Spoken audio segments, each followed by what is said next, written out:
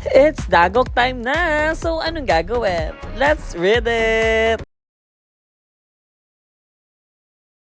Yahoo! Mga I love you ko! Welcome back sa ating new episode dito sa Dagok! Ang gano'n mo! Sa ating Anyagak time for today's episode, ayan, no, dahil it's April na, it's summer, and everything nice. May makakasama tayo ngayong araw na to. And this is Trixie. Kamusta ka naman? And you're very excited ba na mag-guest ka dito sa Nyogok Time? Ganda-ganda mo naman. O, na. So, let's move on. Ayun na nga, simulan na natin ang ating first story, Digimon Move It. Ang cast, Joy. Ayun, let's go. So, yeah, simulan agad natin ang ating first story with our category is, ano ba category? This is SPL Lasha BL. At ang kanyang titulo dito is BFF or BF.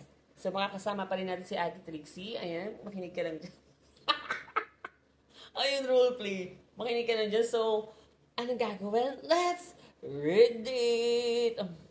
Ang sabi niya dito, hello Mima, aka Daddy Willard. This story just happened to me not too long ago.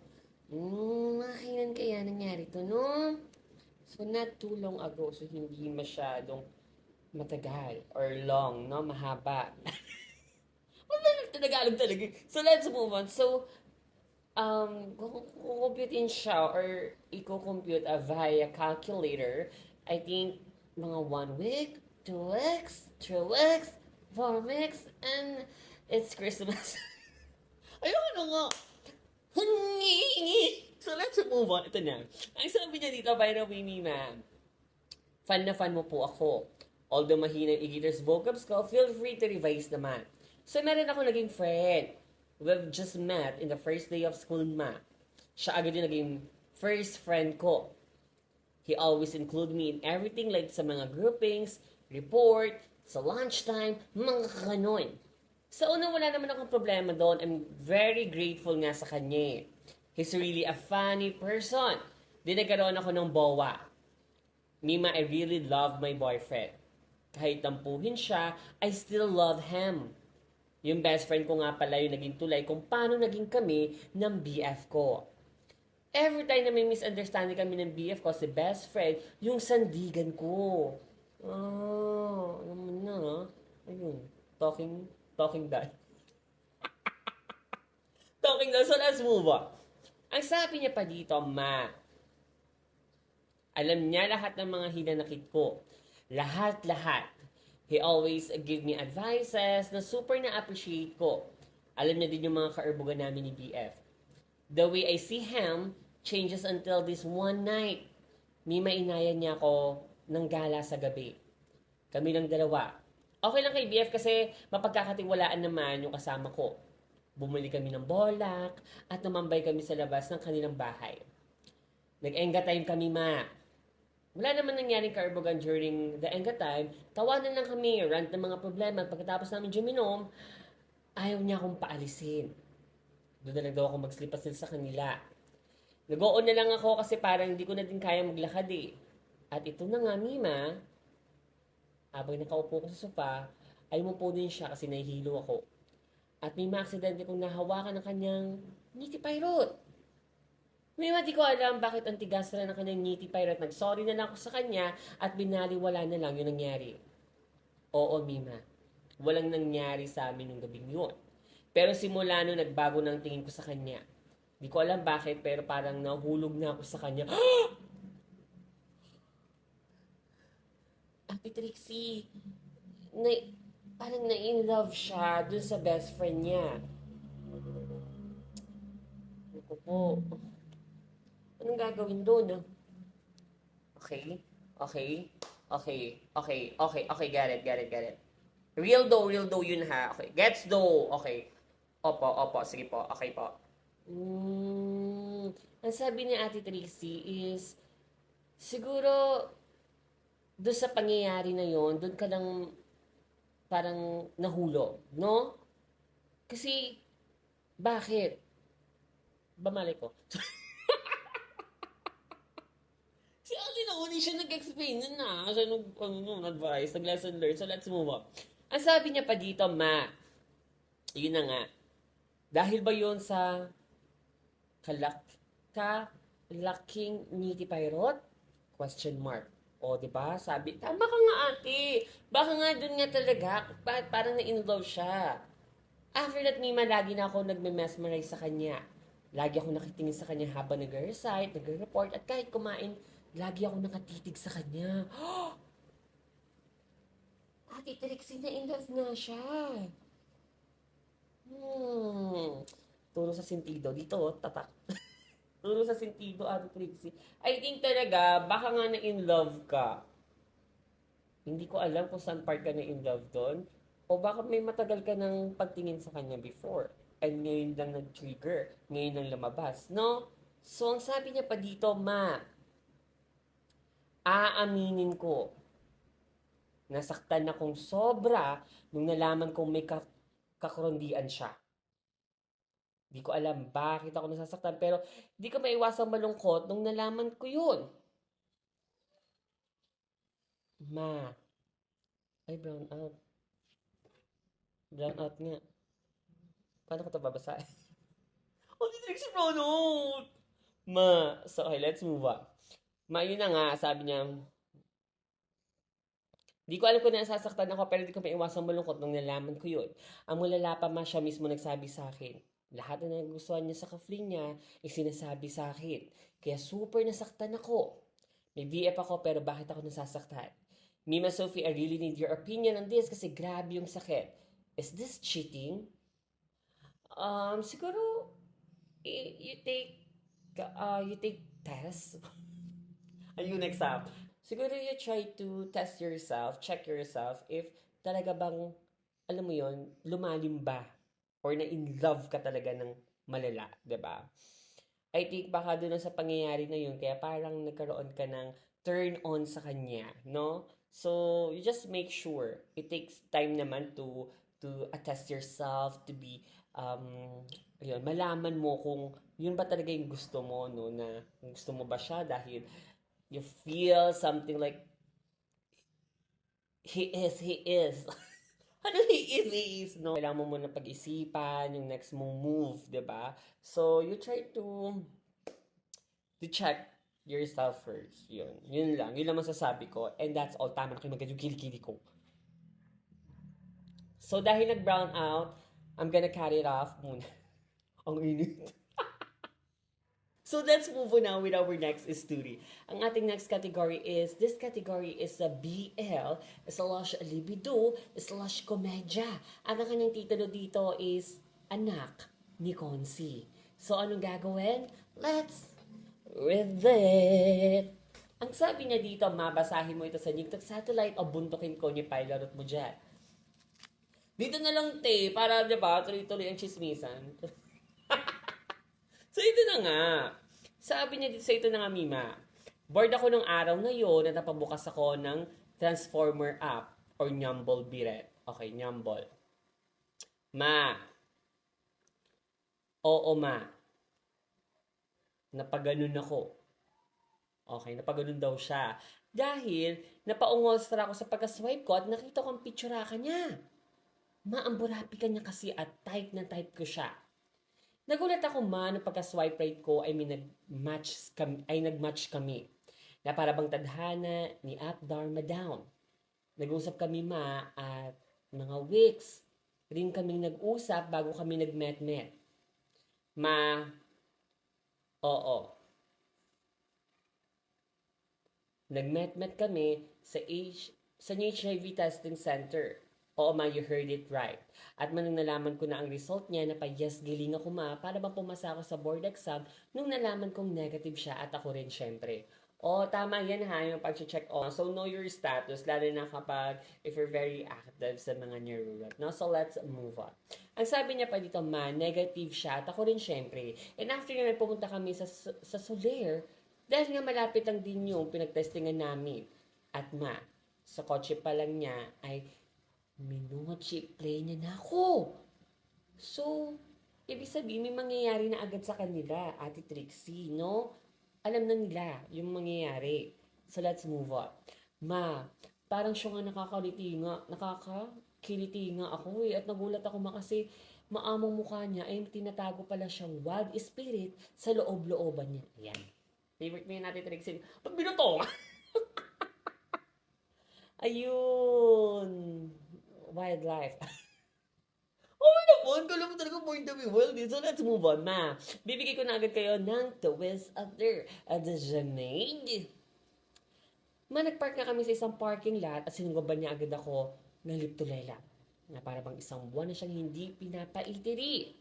Minukbang niya ang mga labestra ko at ganun rin naman ang burapma kasi the Dora the Explorer siya sa buong labestra ko at saka hindi handshake ang mga at tsaka nag-handshake at hindi ano ba at nag-handshake ang mga dilastra namin. Maang wild niya talaga sobra. Fast forward yung makita kami sa room at sabay kaming nag-shower. Hinawakan niya ako sa leega at umakit sa julo ko hanggang sinabunutan ako at pinang-face the wall ako.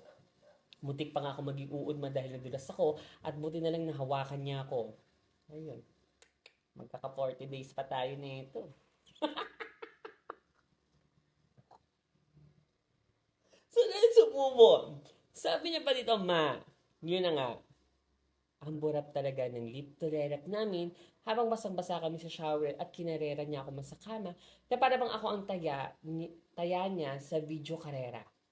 Paldo na paldo siya sa camera. Sobrang napamoan and back ako sa burapi ka, ma. Ma, after namin, ma, ay siya muna yung nag-NR para mag-wash-wash 3 times a day at may ito na ang pangalawang twist after of the Janade.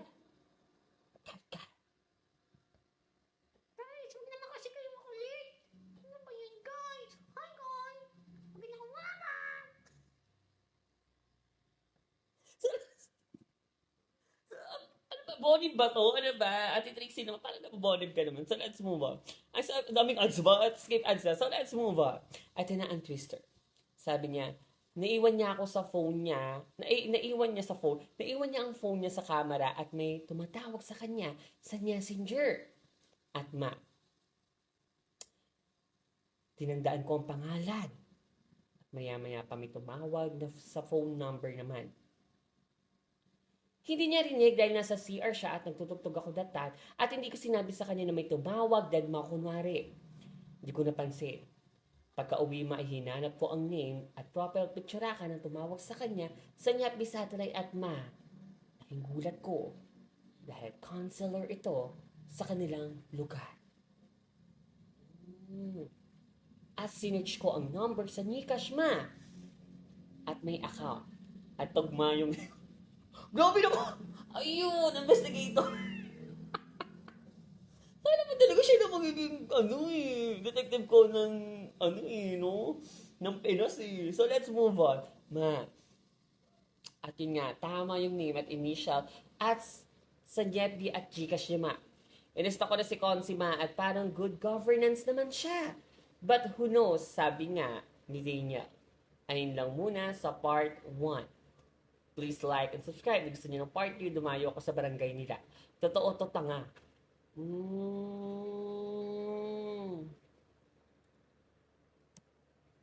Gets though.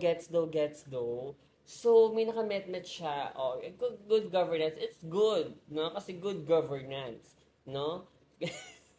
It's good. Yeah, tingnan natin yung part 2 kung ano ba nangyari. Naging sila ba? Naging bursawan niya ba? Or naging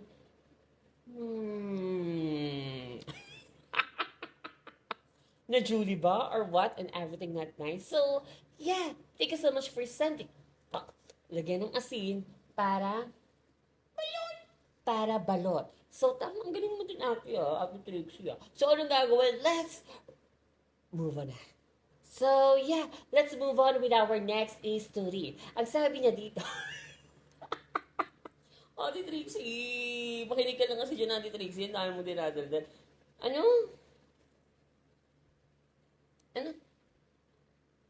Alis na ako, Ate Tubig! Okay, umalis ka na nga. Bye, guys!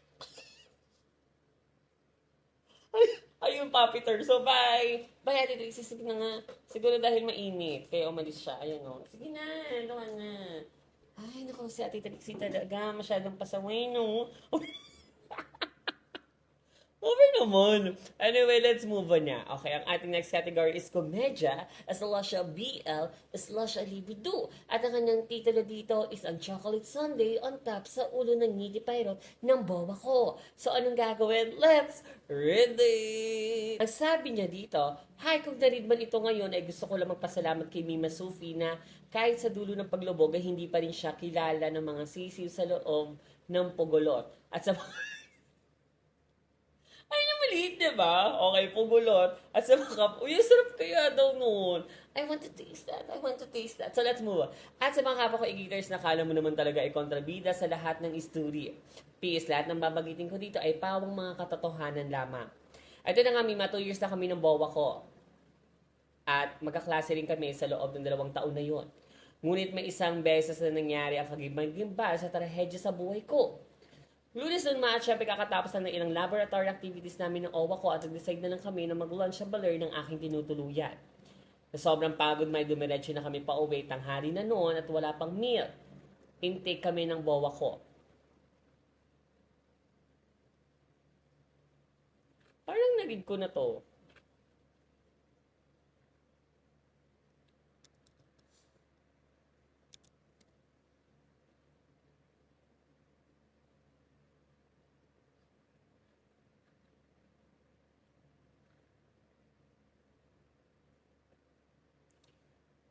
So, let's move on. Wala na, naalala ko, baka na-read ko na to. So, let's move on. Okay. Sabi niya, Lunes nga noon, sa activity sa Boca, decide na kami mag-lunch sa baler ng aking tinutuluyan.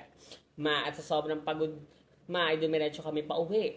Tanghali na noon at wala pang meal intake kami ng bowa ko, kaya di na ako nagulat nang bigla na lang niyang minukbang ang wewet ko. Di na ako pumalagma kasi niti pirate na hindi magiging stone ni Babaw. Sa sobrang init ang ay, ang gigil. Sa panahon na yun, ay di ka na magtataka kung bakit ang tataas ang temperatura naming dalawa. At ito na nga ang unang twist other. The Janaid. Agad niyang kinalkal ang bulalo ko, Ano yung tibon? Ano bulalo? The wewet. The wewet. Okay, let's try it. Ayun. Yun mountain niya namin. So, let's move on. At sabi niya, hindi ko na rin talaga mapigilan sarili ko sa hiya kasi sinabihan ko siyang, psst, linis muna ako lahat, baka may burn na dito. At agad akong dumiretso sa banyo nun madala ang aparatos ko. Nilinis ko maigi ang wewet ko, sinabunan, tinubigan, at pinabanguhan. Hindi nun! Madalaga kasi ng set. Top notes, middle notes, and the bass notes, no? So let's smell the bulalo. Let's smell the bulalo. Mas sobrang sigurado ako man nang walang residue ang bulalo ko. At ito na ang second twister, The Janaid. Kalkal. Agad ako dumiretso sa kwarto red ko at naabutan ko, nakatulog na pala ang bawa ko sa pag-iintay at ang ngiti pirate niya tilang balot na tulog. Kaya't agad akong ginupuan ang mukha niya at nagising na lang siya at kinain muli ang bulalo ko. Na-enjoy naman hanggang umabot na sa pagnyosok nito. Sa sobrang tagal ng labas loob ng ngiti pirate sa wewet ko, napag-desisyon niyang ipotok ang white ka sa loob nito. Nga pala wala kaming gamit na nyondom noon, kaya feel ng bawa ko ang hagod at sungkit nito. At ang huling twister, ba't naman di kasi ng nyondom red? Hindi talaga magkakabo yun, te.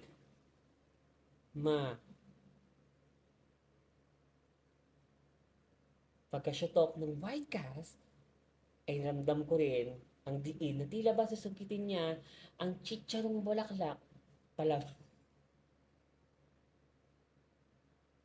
Di ba yun yung topping sa bulalo?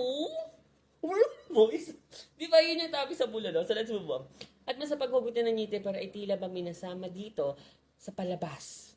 At yun pala, may sumabi, May kasama pala yung butter ng mais. Oh baby, ito na yung kainin nating sweet corn sa...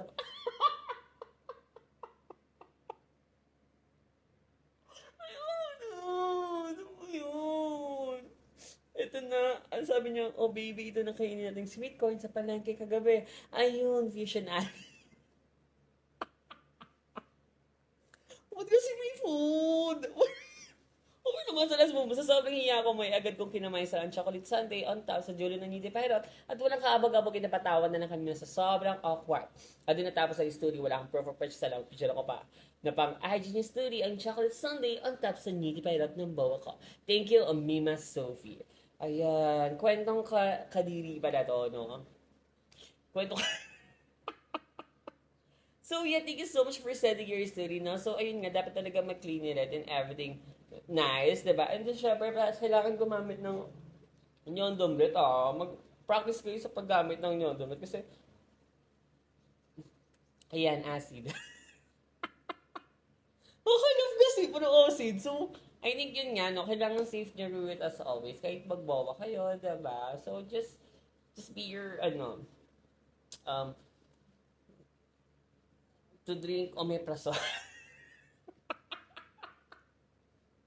Ba't ako kasi ayun, nasa drip lang. So, ayun nga, no? Dapat save ang your root as always, diba? Mga I love you ko. So, yeah, and ayun nga, I think it's, ano naman narurot is a very messy thing naman talaga, no? So, they try to explore, they try to do something new, diba? And, so, mag-awa kayo, so, wala na akong laban dyan, alam.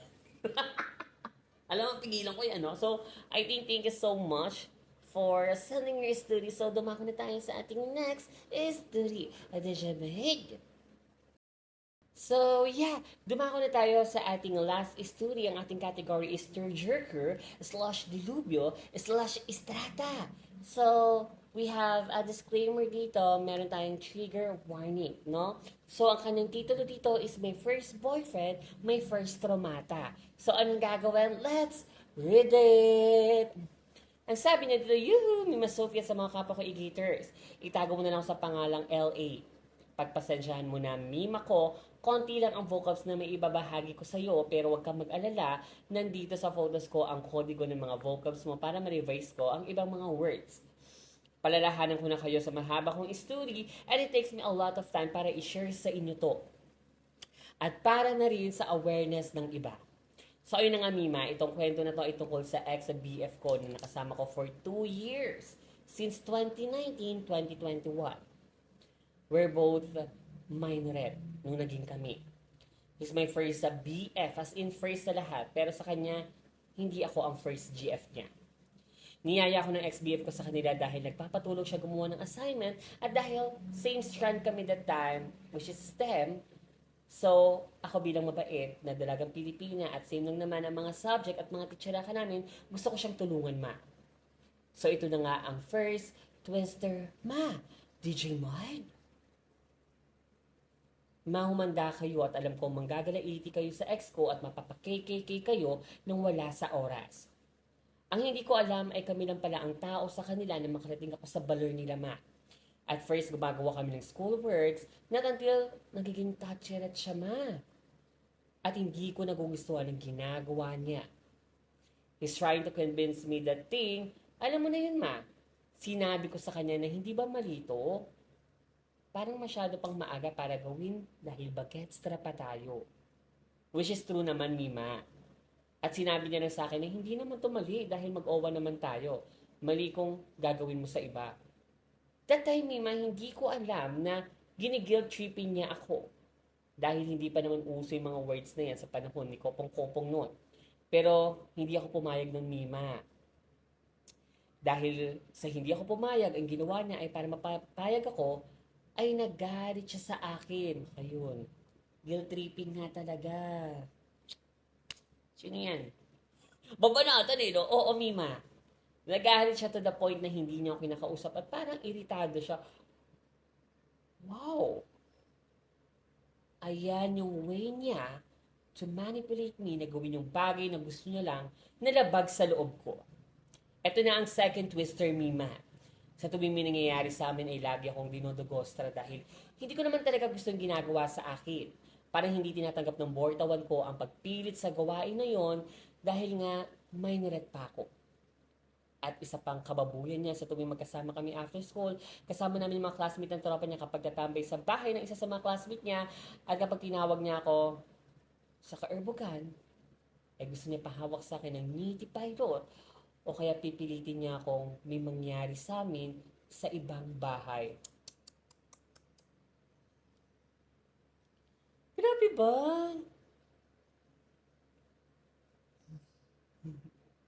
Okay, disclaimer tayo mga I love you ko disclaimer, okay? So, if you're not good or not feeling well sa pagkinig ngayon, so you can skip this video or this episode, no? So, let's move on. Sabi niya pa dito, hindi ko talaga gusto Mima at hindi ko alam bakit ganun siya at ganun niya ako tratuhin. So, ito na agad ang third twister, Mima. Hindi lang sa personal, ang pagmamanipilit niya sa akin, kundi kahit magkalayo kami, ginagawa niya sa akin ng makapag-video call habang nililigostra ako. At alam mo na, yung pinakamasakit na part doon, nag-nonyo call siya habang pinapanood ako.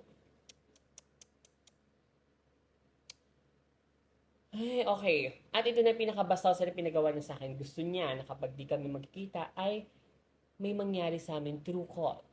Well, open ang cam na nakaharap sa mochi at ipailarot ko habang may ginagawa siya, Sobrang baba ng tingin ko sa sarili ko ng panahon na yun, And until now, nanginginig pa rin ako kapag naaalala ko.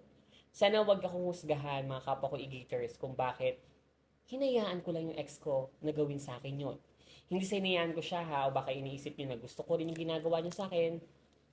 Hindi ko talaga gusto. Dahil nagmahal lang ako noon. At yung pagmamahal ko ay inabuso niya. Grabe, no? Kala siguro nila kapag mag-owa is hawak na kagad sa leeg. No? Which is wrong, di ba? I really don't know kung paano umalis sa relasyon na ganun, At mabuti na lang nakipaghiwalay siya sa akin. At ang nakakatawa pa sa dahilan ng hiwalay namin, ay nagsuot ako ng spaghetti strap na sando habang nagtitiktok kami ng pinsan ko. Hindi naman bastusin yung suot ko sa TikTok na yon. After study ng pinsan ko yon, ay agad naman nakita ng ex-BF ko at kung ano-ano ng mga salitaan na tanggap ko sa kanya. Nakasya-shock po at makrondi daw ako. Kaya raw ako nagsuot ng ganun para sa ibang lalaki. Ayun. Grabe, no? Pati pag pananamit, ba't sinisisi sa owa niya? Diba? Nakakaloka. Siya nga yung ma-erbog dyan no? So, let's move on. Ang sabi niya pa dito, attention seeker daw ako, hindi ko alam kung saan planeta, nakuha ng mokong na yung mga salitang ganun para sabihin niya sa akin at alam niya sa sarili niya na entire relationship namin ay sinasakal niya ako. Hindi ako pwede magsuot ng damit na maikli, bawal ako magpag-usap sa mga sa kaibigan ko. Hawak niya lahat ng Sockmed account ko at nilayo ako sa mga matali ko ng kaibigan. Ayun yung nakakapang boxing. Grabe, sakal na sa kastra ka. Pero buti na lang naghiwalay na kayo. So, let's move on. Mahiwalay na kami, mag 2 months na siguro ang during pictorial namin ng classmate friends ko for graduation ng senior. Kasi virtual lang ang graduation namin noon dahil pandemic era. May nakwento sa akin, isa ko sa classmate friend na may pinsa sa section ng ex ko. 1 year na daw ito nalaman nila na ex ko ay pinagkakalat sa mga classmate niya na lalaki kung paano niya ako,